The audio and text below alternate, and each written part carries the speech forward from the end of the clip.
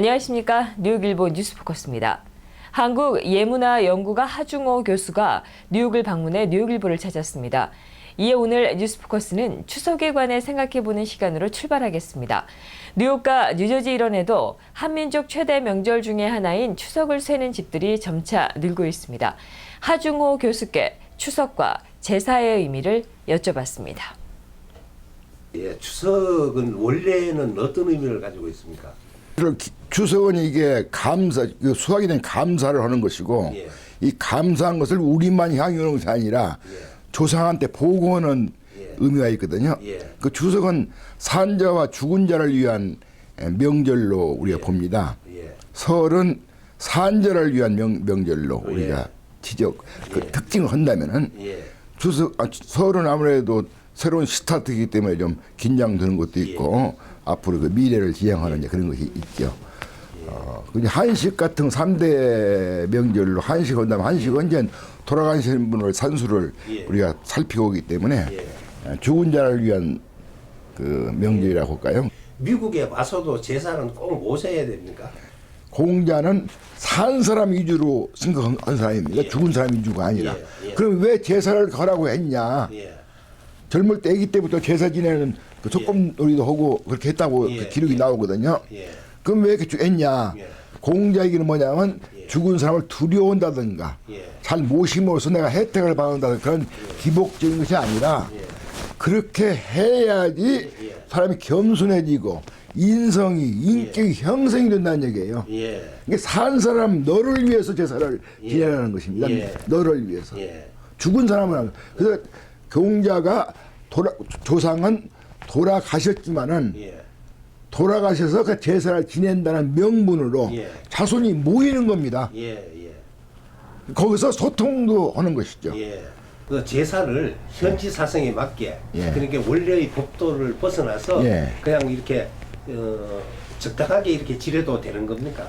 기본 요건은 뭐냐면은 산 사람처럼 모시라고 했거든요. 그러니까 사는 분 모시듯이 상을 차려서 밥을 드리고 그 양반 좋아하던 음식을 주면 되는데 그래서 상도 이게 4줄로 다섯 줄로 하는 것도 있고 뭐 3줄, 4줄만 하는 것도 있고 그래요. 그러니까는 아빠 과일 놓는 것도 뭐 홍동 백선이 뭐 이렇게 뭐 있는데 과일이 무슨 과일을 놓으라고 써 있지 않습니다. 예서공에 그냥 과라고만 있어요. 과.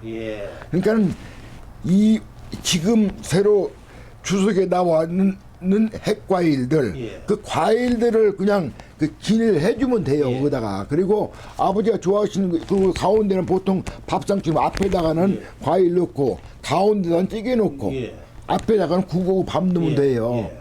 이것을 갱반이라고 그러죠. 밥 그래서 넣는데 단지 죽은 자는 산자와 반대라고 하니까 우리는 밥그릇이 오른쪽에 왼쪽에 있고 국그릇이 왼쪽에 있는데 이게 반대로 있고 이게 뭐야 반대로 놓고 이렇게 그 정도만 맞춰가지고 하나의 정성으로 생각하면 되지 없는 거 맛있다고 해서 막 우리 옛날 먹어보기 모든 바나나 갖다 놓고 일부러 그럴 필요 없다는 얘기죠. 우리 걸 생산한 것을 감사를 하면서 부모님 덕분에 이렇게 우리가 잘 살고 이렇게 했다고 이제 하는 것이죠. 이탈리아 탐험가 크리스토퍼 콜럼버스의 아메리카 대륙 도착을 기념한 콜럼버스 데이 행사를 두고 스페인에서 좌파 시장들이 비판의 목소리를 냈다고 영국의 일간지인 가디언이 보도했습니다. 펠리페 6세 스페인 국왕이 국경일인 이날 수도 마드리드에서 군대 행진 등 콜럼버스의 날을 기념해 주관한 데 대해 아다 콜라우 바르셀로나 시장이 대학살을 기념했다고 비판했습니다. 콜라우 시장은 트위터에 대학살을 기념할 뿐만 아니라 80만 유로, 약 10억 원을 들여서 군대 행진을 벌이다니 부끄러워한다고 적었습니다. 호세 마리아 곤잘레스 카디스시 시장도 우리는 결코 아메리카 대륙을 발견한 적이 없다며 우리는 신의 이름으로 학살을 저지르고 억압했다며 아무것도 축하할 게 없다고 말했습니다. 왕실이 콜럼버스의 원정을 후원한 스페인과 미국은 콜럼버스가 1492년 10월 12일 아메리카 대륙에 도착한 날을 국경일로 정해 기리고 있습니다. 하지만 콜럼버스의 탐험으로 아메리카 대륙이 노예제도, 원주민 학살, 문화 파괴로 시달리는 계기가 됐다는 해석이 힘을 얻으면서 콜럼버스 데이 자체에 대한 비판이 커졌습니다. 미국에서는 콜럼버스 이전부터 아메리카 대륙에 있었던 원주민을 기억해야 한다는 지적과 함께 콜럼버스 날을 원주민의 날로 바꾸는 도시가 점차 늘고 있습니다. 워싱턴 포스트 등에 따르면 뉴멕시코주 엘퍼커키, 오클라호마주 에너다코, 오리건주 포틀랜드, 미네소타주 세인트폴 등 9개 도시가 콜럼버스 데이의 이름을 원주민의 날로 바꿨습니다. 스위스 2위 은행인 크레디트 스위스는 전 세계 인구의 0.7%가 전 세계 부의 45.2%를 차지하고 있다고 밝혔다고 스위스 언론과 외신들이 보도했습니다. 크레디트 스위스는 이날 발표한 연례 자산가치 보고서에서 지난 2000년도 이후에 중국의 부자들의 개인 자산 가치가 전체적으로 5배나 늘어나는 등 전 세계 부자들의 개인 자산 가치가 2배 이상 증가했다며 그러나 최근 경제 성장이 주춤하면서 앞으로 자산 가치 증식 속도가 감소할 것이라고 이같이 말했다고 스위스 방송인 스위스 앵포가 전했습니다.